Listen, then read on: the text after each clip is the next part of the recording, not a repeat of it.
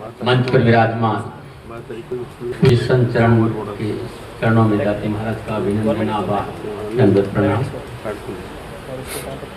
मेरे सामने सनातन के धर्म ध्वज मुरली जी विराजमान है, उनको भी मेरा प्रणाम। कर्नल साहब को भी प्रणाम। सभी संतों और सभी मित्रों को मेरा नमन नमस्कार अभिनंदन। मित्रों और साथियों,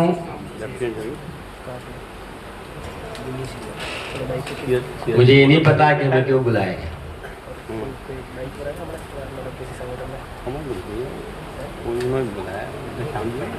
और ये बात कभी सोची भी नहीं कि हमें क्यों बुलाया गया। हमें बुलाया गया और हम आए।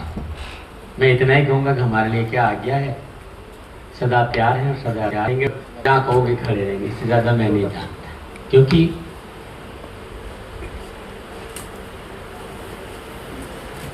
यदि किसी मूर्धन्य विद्वान ने संतों को बुलाया तो कारण तो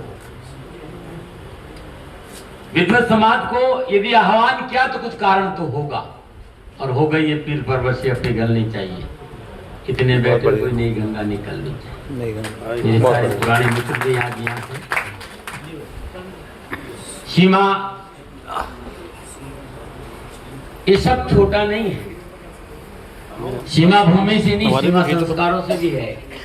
अरे आपकी हमारी सभ्यता से भी है, पकड़ दो, बना लो। हमारे विचारों से।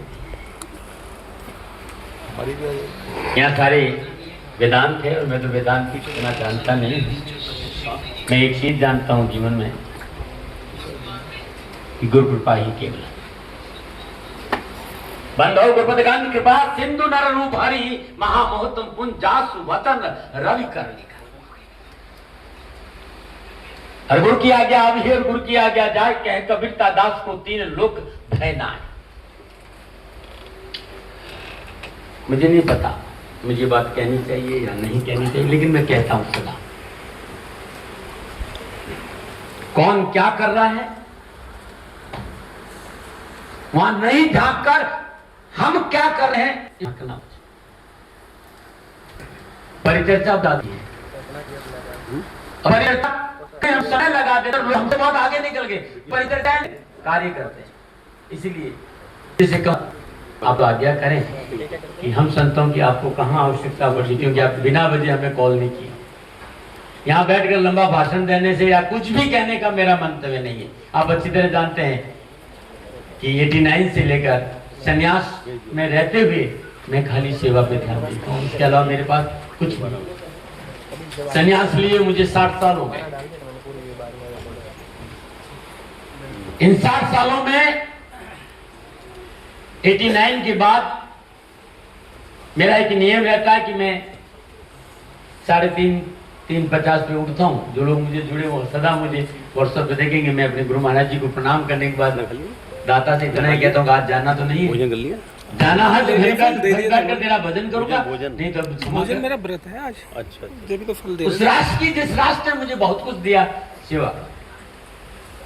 मैं सामाजिक समरसता, कन्या भ्रूण संरक्षण, बेटी बचाओ बेटी पढ़ाओ, गौ सेवा, गौ संरक्षण, गौ संवर्धन, एजुकेशन और पर्यावरण।